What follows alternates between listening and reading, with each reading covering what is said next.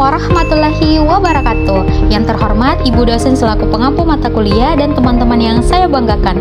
Halo semua, perkenalkan nama saya Sinta Melani dengan NIM 14120250084. Baik, pada kesempatan kali ini saya akan membahas materi yang berjudul Strategi Perencanaan Karya Tulis Ilmiah untuk meningkatkan kualitas penelitian mahasiswa.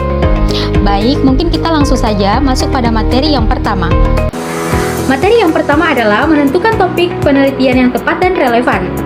Perencanaan dimulai dengan pemilihan topik yang tidak hanya menarik bagi mahasiswa, tetapi juga relevan dengan perkembangan ilmu pengetahuan serta kebutuhan masyarakat. Mahasiswa perlu yang pertama mengidentifikasi isu aktual di bidang studinya. Kedua, memastikan ketersediaan data dan kemungkinan penelitian yang dilakukan. Ketiga, menyusun batasan kajian agar lingkup penelitian tidak terlalu luas dan tetap fokus. Kita masuk pada pembahasan yang kedua, melakukan kajian literatur secara sistematis. Kajian literatur berfungsi untuk membangun landasan teoretis dan memahami peta penelitian terdahulu. Untuk meningkatkan kualitas kajian, yang pertama, memanfaatkan sumber ilmiah seperti jurnal internasional, proceeding, dan buku akademik. Kedua, gunakan metode sistematik literatur review sederhana untuk merangkum temuan-temuan penting. Ketiga, catat teori yang relevan, variabel penelitian, dan faktor-faktor yang memengaruhi fenomena yang dikaji. Keempat, identifikasi celah penelitian yang dapat dijadikan dasar argumentasi orisinalitas karya tulis. Kita lanjut pada materi yang ketiga, merumuskan permasalahan penelitian secara tepat. Rumusan masalah harus jelas, logis, dan mengarahkan keseluruhan proses penelitian. Beberapa hal yang harus diperhatikan adalah yang pertama, rumusan dibuat dalam bentuk kalimat tanya yang spesifik. Kedua, hindari pertanyaan yang terlalu umum atau tidak dapat diukur. Ketiga, pastikan rumusan masalah selaras dengan tujuan dan manfaat penelitian. Kita masuk pada materi yang keempat, menyusun tujuan dan manfaat penelitian. Tujuan penelitian harus menggambarkan apa yang ingin dicapai. Mahasiswa itu perlu yang pertama, menuliskan tujuan umum dan tujuan khusus. Kedua, menjelaskan manfaat teoretis, kontribusi pada ilmu pengetahuan. Ketiga, menyebutkan manfaat praktis, manfaat bagi masyarakat, institusi, atau penelitian lain. Lanjut pada bagian kelima, menentukan kerangka teori dan konsep pendukung. Kerangka teori merupakan landasan dalam menganalisis data. Kualitas penelitian meningkat jika pertama, teori yang digunakan relevan dan mutakhir. Kedua, terdapat alur yang logis antara konsep yang dibahas. Ketiga, peneliti mampu mengkomplikasi teori menjadi suatu model analisis yang jelas. Kita masuk pada materi yang keenam, memilih metode penelitian yang tepat. Metode berfungsi sebagai alat untuk menjawab rumusan masalah. Langkah yang dapat dilakukan pertama itu adalah menentukan jenis penelitian. Ada kualitatif, kuantitatif, atau campuran. Kedua, menetapkan teknik pengambilan sampel, populasi, dan lokasi penelitian. Ketiga, memilih instrumen pengumpulan data yang valid, kuesioner, observasi, atau wawancara.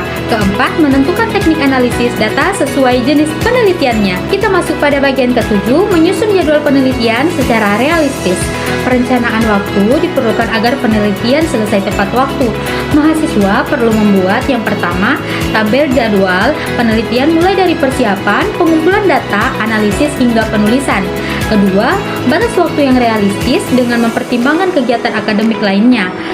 Ketiga, evaluasi berkala agar progres tetap sesuai jadwal.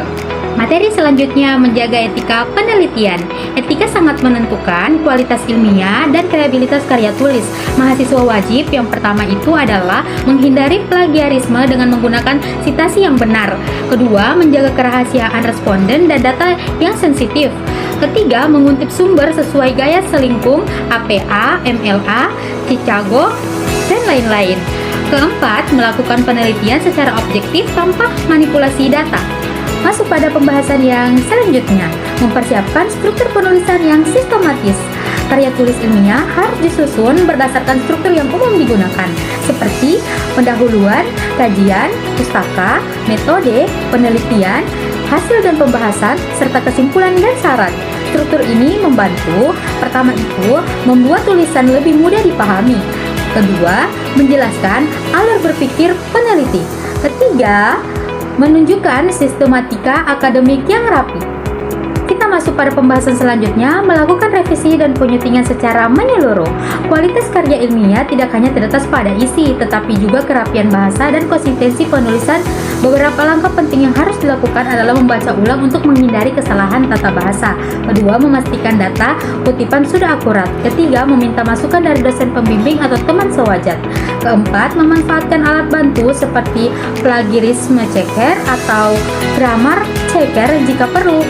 Pembahasan selanjutnya mengelola referensi secara profesional. Manajemen referensi memudahkan pengutipan yang rapi dan konsisten.